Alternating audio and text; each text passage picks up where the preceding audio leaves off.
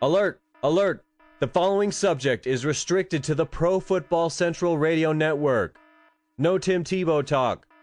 Thank you.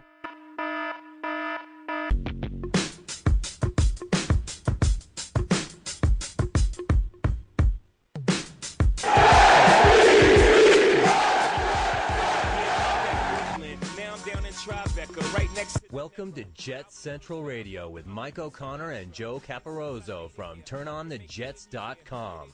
Everywhere I used to cop in Harlem, all of my Dominicanos right there up on Broadway. Pulled me back to that McDonald's.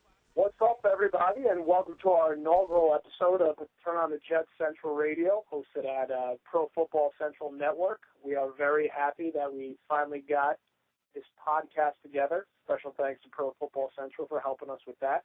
I am Joe Caporoso, owner, editor, and head writer at TurnOnTheJets.com, and my co-host for this show, which we are finally kicking off, is Mike O'Connor. Art actually happens to be our newest staff writer as well. Why don't you tell the nice people a little bit about yourself there, Mike? Yeah, how's it going, guys? I'm really pumped to start this podcast. It's been a while since we've been trying to get this going, and it's awesome that's finally kicking off. I'm O'Connor underscore Jets on Twitter if you want to follow me. I am a huge Jets fan. I now write for TurnOnTheJets.com after writing for NewYorkJetsDraft.com. So we got a lot of good stuff going on both sides. And yeah, I'm a young guy and just a huge Jets fan. That's really it. We're definitely happy to pick Mike up on staff. We actually just rounded out our crew for the 2013 season. We're actually 10 writers deep. It's almost enough for a starting offense, which I'm happy about. But I think we're going to stay at the 10 for now. And you can follow the site over on Twitter at TurnOnTheJets. And once you get over there, you'll see the link to the rest of our writers who we will take turns bringing on throughout the show. Tonight, we are very excited in our first show that we have two guests from the Jets defense. So we really stacked it up. We have cornerback Darrin and newly acquired defensive lineman Antonio Garay. We're also going to bring on POJ staff writer Mike Donnelly to talk about his most recent article over at which basically rounded up the Jets' offense outside of the quarterback position. So, over the next hour, we're going to roll through with these three guests. And really what we do here at this show, what we're going to do throughout the year, is we're just going to get to talk at a little bit of a greater length of some of the content that we're covering on the site. Well, obviously, we're going to open up a mailbag section of where people who are listening could tweet comments at the show. We could interact with everybody out there that way. We're going to try to be consistent as we can with player guests and, guest writers from our site and from some of our other friends at different Jet sites out there that we like to follow. And, basically do what we can to talk about the football aspects of this team. If you want to hear about Tebow, you're on the wrong podcast. If you want to hear about things quoted anonymously, you are on the wrong podcast.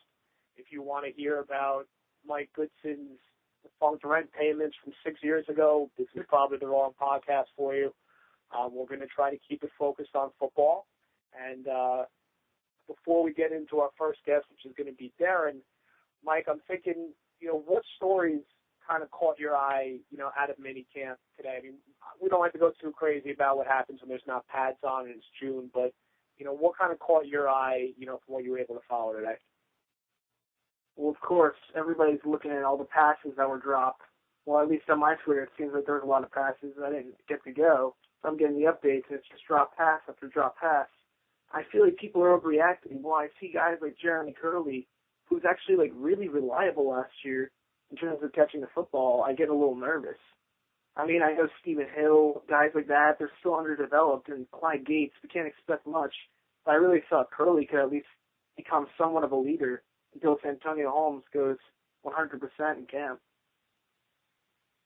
Yeah, absolutely. I think a couple themes that we're going to keep coming back to when we're talking about the Jets receiver. I am not a Clyde Gates fan. I do not think he's an NFL receiver. He ran some of the most hard routes I've seen an NFL receiver run in my film watching career last year.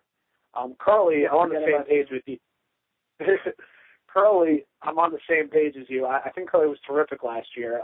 He's really, I think, one of the more underrated players in the team. I think unfortunately, he's a guy who kind of gets lumped in as, the Jets have this weak group of receivers. Curley was very good last year, especially considering that he was playing without Holmes and Keller opposite him and had a very weak quarterback situation, obviously. And a lot of people assume Curley is just this slot receiver.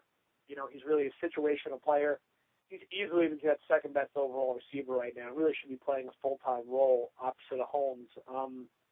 But you did also mention Stephen Hill, and definitely concerned about him as well. I mean, obviously, he had a couple moments his rookie year, but still struggled to catch the football. He had a knee injury. I'm not sure, if he's all the way back healthy yet. If you were John Idzik right now, would you really aggressively pursue another veteran receiver?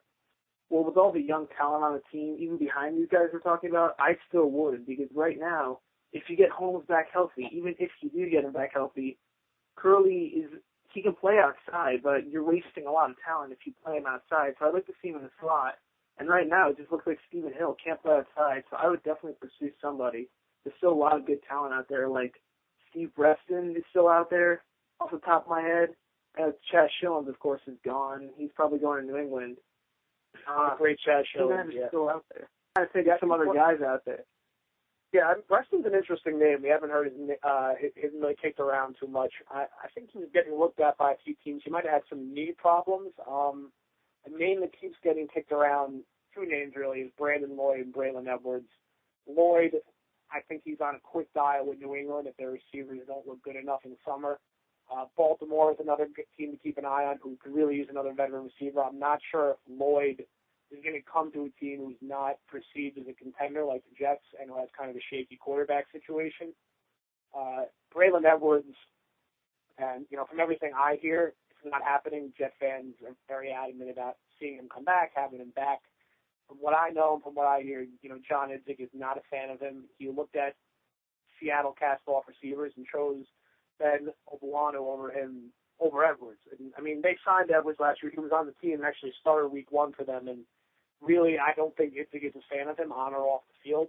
For what it's worth, I don't necessarily agree with that. I thought Edwards played well towards the end of last year for the Jets, and he could probably bring something to the offense. But I know it's just something that I see constantly on my Twitter feed. Why are they going to sign Edwards? Where's Edwards? I just don't think it's going to happen. So I don't think Jet fans should have their expectations up for that. Staying on the offensive side of the ball, we're going to do 2 defensive guests, and then we'll get back to offense at the end with Mike. How are you feeling about the running back position? Obviously, Mike Goodson's legal situation is still very much up in the air. Joe McKnight, big surprise, was a little banged up today, but overall, it should be a pretty deep group comparatively to the rest of the offense, no? It should definitely be an interesting year. I mean, I'm as big of a Chris Ivory fan as anybody is. I know we're all in love with the guy. I mean, he's never gotten a chance in New Orleans. He's coming here. Everybody's yelling free Ivory. He could just go off if he gets 300 carries like he could. And Mike Goodson, such a talent. And another guy, it's funny, Mike Goodson and Chris Ivory were never really given carries that their talent kind of earns them. To move on to Joe McKnight, and the guy, I'm not even sure if he makes the team at this point. If he can't stay healthy, he's still just a special teamer, and if he can't stay healthy to do so, I don't see how you even keep him for depth. I mean, they could go out and sign a free agent running back. There's still guys bouncing around. Ryan Grant's still out there. That's some quality depth right there. But I could see them rolling with 4 running backs, but maybe McKnight wouldn't be one of those guys. I don't know how you trust a guy to even be on the roster if he's so unhealthy. Philo Powell's still a guy I like. I mean, he's pretty much in a solely backup role at this point.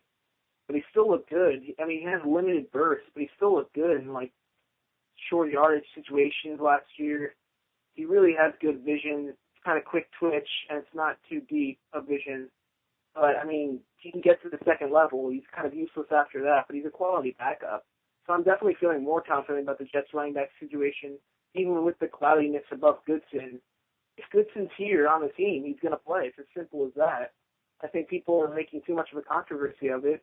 I mean, the guy might be kind of clueless for getting into an arrest when he gets such a big opportunity. But if he's on the team week 1, he's getting carries behind Ivory, whether you like it or not. Yeah, I think you made a few good points. I think Jets fans should feel pretty content about the depth of running back pending Goodson's legal situation. Like you said, we're very big fans of the Chris Ivory trade. We think I think, if this guy's healthy behind the Jets offensive line and plays 16 games, he's a 1,300, 1,400-yard back. I think the talent is there for that. Mike Goodson, another guy, immense physical talent, really never got a great opportunity and kind of slotted in as a perfect complement, third down back, really basically a better, more durable version of Joe McKnight, which is why he was brought here. If the coaching staff was content with what McKnight was bringing to the offense, you don't bring in Mike Goodson, who is a very similar player and has just proven more at the NFL level as a running back. Now, is Goodson going to be available week one? If he is, he's going to be the number 2 running back and the third down back. If he's not, well, then we start talking a little more about Bilal Powell and Joe McKnight. Powell, I thought played well last year. I thought he basically played better than Sean Green in a similar role, which made it a no-brainer to let Sean Green walk. They're kind of similar backs, and if you could keep Powell for that much cheaper, Powell can run north and south. He is not a breakaway back, but he's a guy who kind of does a little of everything. He's good in pass protection. He has decent hands out of the backfield. He's a solid north-south runner. He's a good combo backup where he could spell Goodson on a third down for pass protection, or he could come in for Ivory for a series and run the ball up the middle a little bit. McKnight's a guy that, I catch a lot of flack for saying I'm not positive he's going to make the final 53, but, I'm a guy who always wanted to see McKnight get more work and McKnight get more chances, but can't stay healthy. And if Mike Goodson is around, McKnight, he's the 4th running back. And, people go crazy about his kick return ability, but, kick returners have been a dime a dozen, in Jet special teams the last decade or so. Jonathan Carter, Chad Morton, even when Cotry was back there, I remember him taking a couple kick returns back for a touchdown. You could find kick returners is the point, and, Goodson's a guy who could do that as well. McKnight's just got to stay healthy. I think the talent's there. He catches the football well out of the backfield, but you can't rely on him, to be a guy who's going to give you weekly carries. If Goodson's around, he's the 4th running back on the depth chart. Will the Jets carry 4 running backs? Maybe. I wouldn't be shocked, but he's a guy who's a little more in the bubble, I think, than most people assume they are. All right, we got a couple minutes until we bring Darrin on here. Obviously, we're excited to have him as our first guest. He's a guy we kind of focused on a little earlier in the offseason. We were talking about options to play slot corner or play in the nickel in the Jets defense. He came on a little bit towards the end of last year, was activated in November, got serious reps against San Diego and Buffalo. Definitely think there's a lot of potential there for him, don't you, Mike? Yeah, there's a lot of potential. Are you looking for an NFL website that doesn't throw rumors against the wall and hope they stick? Then please go to ProFootballCentral.com for up-to-date news and information. ProFootballCentral.com is back and better than ever. We're dedicated to being your #1 NFL fan site, so come check us out at ProFootballCentral.com and experience the difference. All right, now we're going to bring on our first guest ever on Turn on the Jet Central Radio. Quite the honor. We're bringing in cornerback Darrin Walls. Darrin, thank you very much for joining us. We really appreciate you coming on and being the first guest here. Oh, no problem. I'm glad to be on, and thanks for having me. Hey man, well, we're happy to have you. So I'm gonna hop right into it, and both Mike and I are gonna ask just a couple questions, just overall on the Jets defense and your time being there. I want to start it off and something I'm curious about. What kind of influence has Antonio Cromartie had in the cornerback group? He didn't really come to New York with the reputation as being like a leader or a mentor, but it sounds like he's really taken a leadership role, with that group on the team. Yeah, I think he's had a tremendous influence on all the guys, not just the corners, but safeties as well. I know I came a part of a Jet, and I came a part of the organization into the year when Revis was injured, so I really didn't get to see much of Revis around. But I know, once Revis went down, I felt like he had an obligation, or he felt some responsibility to take over the team, or to take over the secondary at least. And ever since then, I feel like he's always, been a leader and helping the younger guys out, because most of the guys in the secondary don't really have much experience or as much as him. So he's taken a great leadership role in helping us and mentoring us to become, a good secondary. And I think we were the second-ranked pass defense in the NFL last year. And, a lot of that credit goes to him. He shut down receivers by himself pretty much the whole game. And, I think from last year and continuing on from this spring, I think he's continued to be an integral part of our secondary and being a leader that we need him to be. That's awesome, Darrin. Good to hear. It's good to hear Antonio stepping up. I'm thinking about Dennis Thurman, who we actually had an awesome article today on the site. Mm-hmm. How he's been credited with a lot of success for the Jets defensive backs over the years. And how has he helped you come along as a player so far? And how does his move to defensive coordinator benefit the team this year? Well, I think with DT, he's very straightforward, and he's played the position. So having a coach who played the position and know everything that we're going through, he can pretty much guide you through everything. And he's been coaching for such a long time, and having the knowledge that he has, I mean, all I can do is just listen and keep continuing to learn and grow from him. He's very likable as a person and as a coach, so it's always easier to relate to that and, just be a lot more into it as well. And a lot of the features that we are taught are, they're learnable. They're not too difficult where you have to think too much, and it gives an opportunity to play fast. And I think that's big on our defense. Once all the thinking, gets taken out of the picture, we are all able to play fast. I think that's one thing he did for me. He eliminated a lot of the thinking that I had to do so that I may be able to have the ability to show my talent. Nice. I think Mike's question after mine here is going to focus a little more on, your role in the defense. But, something else I was, curious about is, outside of, whatever you're going to bring to the defense this year, whether it's in the corner or whether it's spot corner, do you think you could really develop into being one of the core special teams players on this team? They lost a lot of guys this past season who took a lot of those roles, Eric Smith, Chaz Jones. Do you think you could step up and be a guy who's a key contributor on a lot of those different units? Most definitely. I'm a team player, and I try to do whatever I need to do to make the team better. But first I have to make the team, and if that's on special teams, then so be it. But I feel like I can play, punt at the gunner position or flyer position, we call it, or on punt return at the vice, or kick return, running down, return the kicks, or even on, kickoff, running down on kicks, and then kickoff return I can play, the tackle as well. So if I have to be a core special teams player, then so be it. Anything I can do to make the team and make the team better, I'm all for it. So, Darrin, when it comes to actually getting snaps on D, would you like playing in the slot more or outside? Because I liked what I saw from you last year, especially against Jacksonville. Yeah, well, I think I've played majority of my snaps in college, and since I've been in the NFL at the outside corner position. However, playing inside doesn't bother me. I just haven't done it as much, but mainly I've been outside, and I feel really comfortable outside, more so than inside. But if I had to switch to the inside corner, then I would be willing to do it.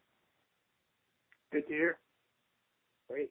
Well, Darrin, thanks again for joining us. We really appreciate it. We're going to be pulling for you all year, and everybody back at the site, check out the article. We did a roundtable on a breakout player for this year. We talked about Darrin a little bit there. We also did an article on potential guys at corner and slot corner where we mentioned them as well. So make sure you read up on them, and thanks again for stopping by. Oh, yeah, no problem. That's not a problem. And that was our first guest, Darrin Walls. We're going to roll right into our second guest here, staying on the defensive side of the football. We are talking to newly acquired defensive lineman, Antonio Garay. Antonio, really appreciate you coming on the show. Thanks for joining us. Thanks, fellas. Appreciate you guys having me on the show. How's everything going? Absolutely. We're going to hop right into it. Curious, can you talk about, what helped drive your decision to come to New York? Was playing for Rex Ryan a big factor in that decision? Yeah, I had a brief stay here prior to going to San Diego. Rex, big part of allowing me to get back in the league. Years ago, his first year as head coach for the Jets got me back in the league. Really loved being part of the team back then. But things took me to San Diego. I've always, in the back of my head, always thought I would, get an opportunity to play for Rex again. And right when I came here, had a chance to sit down with Rex, sit down with the coaches, Coach Dunbar, the D-line coach that I have a lot of respect for, that I've seen him on the other side of the ball, coach many good defensive fronts. So, when I got here, just love the attitude and the passion that these guys coach with. It's definitely a major part, and I think the fact that I grew up out here in New Jersey, to play in my backyard, to play in front of my family and my friends and people that I grew up with over the years played a major factor in. Awesome, Antonio. It's awesome that you're playing local now. I'm wondering, I'm not sure if you've noticed yourself, but you have like 7 to 10 more years of experience in the NFL than anybody on this year's Jets defensive line. So does it pride you in being able to mentor these young guys? Oh, yeah. I mean, the way the NFL's going, it's a league that is definitely getting younger and younger every year. I was brought here first and foremost because I'm a guy that they feel could help this defensive front. And I'm also a guy that brings, years of experience with myself where, we have a very young defensive line, but a very talented defensive line and guys that have played, already up beyond their years. So I'm excited to be part of this group. I got to ask, being a Jersey guy myself, growing up there as well, where'd you grow up in Jersey? Me? Hometown Rahway, man. Rahway all day, every day, baby. Nice. I'm from Ringwood, a little further north than you, but hey, we're always happy to have Jersey guys here. I won't hold it against you, man. Rahway's a place on its own, Hey, I got nothing bad to say about Rahway. It's a nice town. Taking it back to football, could you talk a little bit about some of the versatility of Rex's fronts and looks on defense? People seem to get locked into the impression that this is just like a standard 3-4 when I think that kind of shortchanges how many different things you guys are going to be doing up front. No, it is. Rex he holds everyone accountable, in his defenses. He expects everyone to know the entire defense. He wants you to know the defense like he knows the defense. And by everyone on the defense understanding each other's jobs, he can pretty much plug anybody wherever he wants. So it becomes a chess game. And he's definitely the mastermind behind it. I think he does an excellent job. And, I mean, if you look at his career stats, his resume, when he's making a call, he makes things happen and he puts people in the right position for them to accept to have a great year and for the team to have a great year. I think that's the most important thing. I think that's why you see you don't really know what the front is. You don't know the call of the 3-4, 4-3, whatever. The front is whatever Rex wants it to be. All right. So building off of that question, Antonio, can you tell us a little bit about your best quality that you can offer us as an inside rusher? Because I'm sure a lot of Jets fans don't really know about you coming from San Diego. No, I mean, what it is? I think first and foremost, I'm just a guy that I just love competition. I'm not a guy that backs down or shies away from competition. I'm known as, I see myself as a tough guy that loves contact, a guy that loves to give contact. And on the inside, you got contact coming from every angle. To work in the tight quarters, I got sometimes I'm not fortunate enough to be like the guys on the end where they have one block. It's just one-on-one blocks. A lot of times I'll have, multiple guys trying to block me or slide protecting or, depending on what the offensive call is, you could have one, anywhere from 1 to 2 or 3 guys slide protecting towards me. So being able to, play in tight quarters, I play with good hips, good leverage, and I can still get off the route. I think those are things that will help me play well in this defense, and at the same time help my team win and get to the opposing quarterback. Absolutely. And you got to promise us you're going to put Brady on his back at least a handful of times this year. That's all we ever want to see as Jets fans. That's all we ever want to see. Oh, no doubt. That it's already the mentality over here. We day in and day out, everyone out here is competing, and everyone's finding a way not just to make ourselves better, but everyone around us. And I think it's a collective effort right now. And I think already in this off season, you're already seeing guys. The mentality is really changing over here, and it's the Jets versus everybody else. And if you're on our team, you're safe. If you're not, good luck, because you're gonna need it. That's what we want to hear, and we just want to thank you again for joining us. It's Antonio Garay. Definitely make sure to check out the film breakdown we did of him at Turn the Jets. One of our writers, Chris Gross, went through a bunch of his film last year. It gives us plenty of reasons to be excited about what he's going to bring to the Jets defense this year. Thanks again, Antonio. We really appreciate having you on. We'll be rooting for you this year. Thanks, fellas. I appreciate it. Thanks for having me on. And that was our second guest, Antonio Garay. So we've now had our two Jet players on to kick off our show here. But now we're going to bring on a Turn on the Jets writer, one of our longest tenured writers. I believe our second, not counting myself, our second longest tenured writer, Mike Donnelly, on Twitter as the Mike Donnelly. Always freaked me out that he's the exact same name as my head football coach in college, who just did not like me very much, probably because I was one of the slowest players he ever had to play at the wide receiver position. But Mike is a terrific writer for us. He's been working for us for, I think, almost about a year and a half now, and we're happy to have him on. We're going to talk a little bit about some of his article from yesterday on the Jets offense. How you doing, Mike? Good. How are you guys? Thanks for having me on. No problem. I'm good. Nice to have you on, Mike. Doing good. So yesterday's article, basically what you did is you kind of went through the offense and talked about some positives and negatives outside of the quarterback position, which just gets so much of the focus as of right now. What do you feel best about this Jets offense, an offense that doesn't have that much to feel good about as of right now?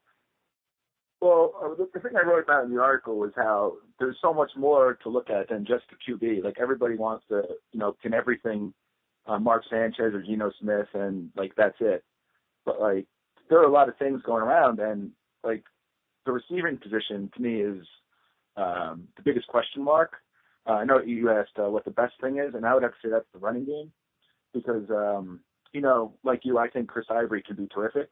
But even the running game is a question mark because Ivory and Goodson, neither one of these guys has carried the full load before. The same can be said for McKnight, and he's always hurt. And Powell, quite frankly, I don't think is that good. So the best thing would be the running game and Marty Morningweg, who I have high hopes for. I think he's a major upgrade over Tony Sperano. But everywhere you look, there are question marks across the whole offense.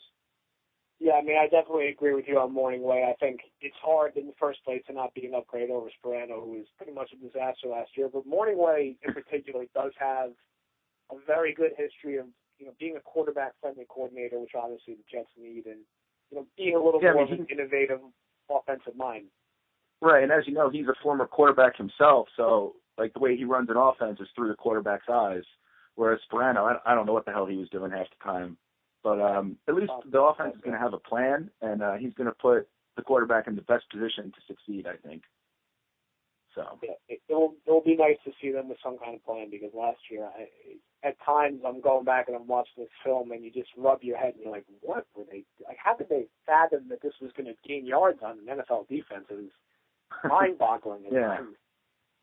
Yeah, and then, the rare times Sanchez would get on a little bit of a roll, then Peebo would come trotting in the game. So, I mean, you never knew what was going on. But this year, I think they're going to have a plan. And, maybe the talent isn't there across the board, but I think they'll be better than people think, no matter who the quarterback is, to be honest. Yeah, I kind of agree with that line of thinking. I never really buy into this team with Rex Ryan as the head coach being a 3-4, even 5-win team. I think their defense and their running game will keep them competitive. And, they were bad last year from a talent perspective, very, very bad. And they were 6-7 in playing, meaningful games in December. I don't see any reason they wouldn't be in a similar spot this year. Right. Staying on offense, so we talked running back. Let's talk tight end real quick, or whatever is left at tight end right now. Do you think that I mean, just give me your assessment of the position as a whole right now. Well, I mean, I think they need to sign Winslow. I mean, I know you had said it yourself. I mean, like 80% of Kellen Winslow is better than 120% of Jeff Cumberland, as far as I'm concerned. And I mean, like, you look at the rest of the depth chart, it's Conrad Ruland and a rugby player. And like, I have hope for Hayden Smith. I think he can develop, but I mean, you're going to go into the season with Cumberland and Smith as your top two choices. I mean, I don't think that's going to cut it. And Winslow, he can produce. I mean, 2 years ago he had 75 catches. So, I mean, I think he has a little bit of gas left in the tank. Yeah, I'm pretty excited about the Winslow addition. I mean, this guy's healthy, and he doesn't even need to be the full player he was 2 years ago. Just a close approximation of it. He's a better option. He doesn't have to play every down or anything. I mean, they can try to preserve him. I mean, he's never been much of a blocker. I mean, neither was Dustin Keller, and neither is Cumberland. So, I mean, that's the problem. It's almost all receiving tight ends. Right. So, I mean, I guess they're going to keep Ruland for his blocking. I could see maybe Cumberland being on the chopping block if they end up keeping Kellen Winslow. Yeah, that's actually an interesting thought if you think about it, because really, say Winslow's signed, he plays well in the summer, he's really your primary receiving option tight end. And they're kind of the same player. Yeah, exactly. Right. Ruland would stick as a blocking guy. You want to keep Smith as a project. They also have the two undrafted free agents, Shanahan and Santel. Maybe they put one of them on the practice squad. It's really interesting where Cumberland could go from a guy who could either be starting or might not even be on the team. Yeah, I mean, they're very similar players, and like from what I can tell, Winslow is just better than him at everything. So, I mean, if he can stay healthy, I wouldn't be shocked to see Cumberland like one of the last cuts this summer. Yeah, Rex isn't very good at hiding his emotions. You could tell he kind of had that like gleam in his eye when he was talking about Winslow. And right, and you could tell the other way when he was talking about Mike Sims-Walker. So yeah, exactly. He's not very good at hiding it. Like, who's going to get signed and who's going to be not getting a contract offer in the next season. Right. So. Hey, Rex lays it all out there, no matter how hard he tries not to. Exactly. It is always funny to watch, from our perspective, on our site, we're not out there watching practice.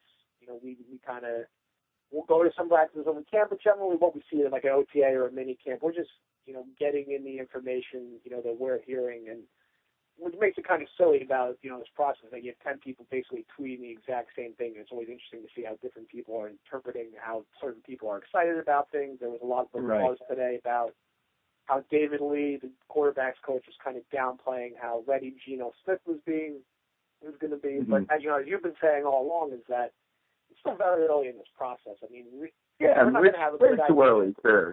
Right. I think they need to build up everything else on the offense, and then when the time comes, they'll pick their quarterback, and then they'll have everything in place around him. But the thing I think they need to do the most is they need to bring in a veteran receiver to help out here. Because you heard it today, Holmes might not even be ready for week 1, they think. And Hill, you can't catch. So, I mean, you can't rely on these two guys to be your opening day starters. We were talking about this in the beginning of the show. It's a bit of a scary situation at receiver. We're all very big Jeremy Curley fans, but around him, we're dealing with an injured Holmes. We hope he can come back and be close to the player he was in 2010, not 2011. Right. You just want to get something from Hill. You want to see some improvement, but it's far from a guarantee.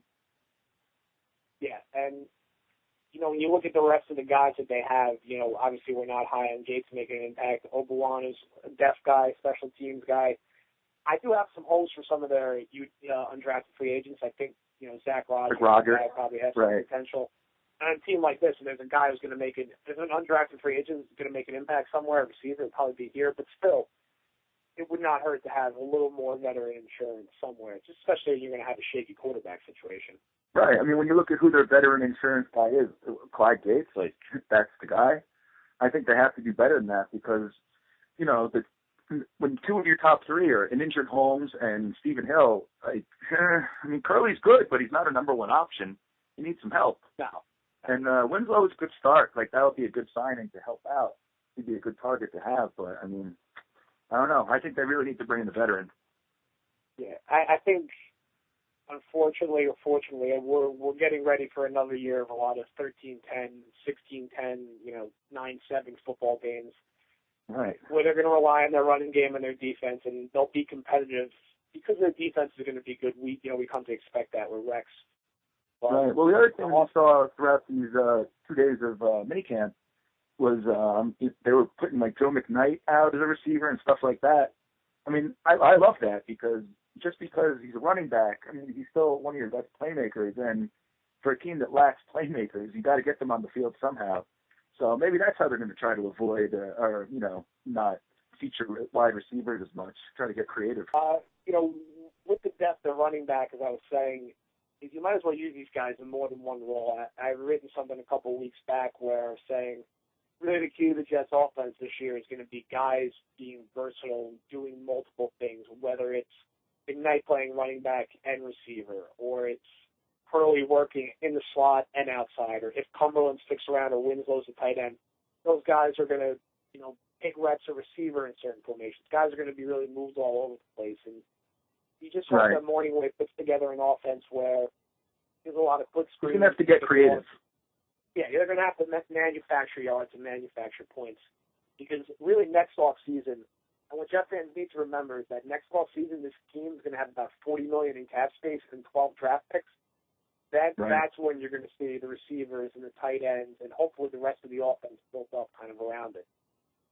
Right, and they might even start using some early draft picks on the offense next year, too. Yeah. Well, we were all defensive line. We were surprised at first, but I think, the more we've kind of looked into Sheldon Richardson, a little more content now, and then obviously getting good value with Gino in the second round at 39. But, yeah, it's been, you would think next year with 12 draft picks, we're going to see a lot more of a focus on a skill position. Yeah. Well, I mean, hopefully, Curley, traditionally receivers blossom in their third year. So Curley's entering his third year. He might step up. And then the big thing is Hill. We need to see something out of Hill to let us know that he'll be part of the team going forward.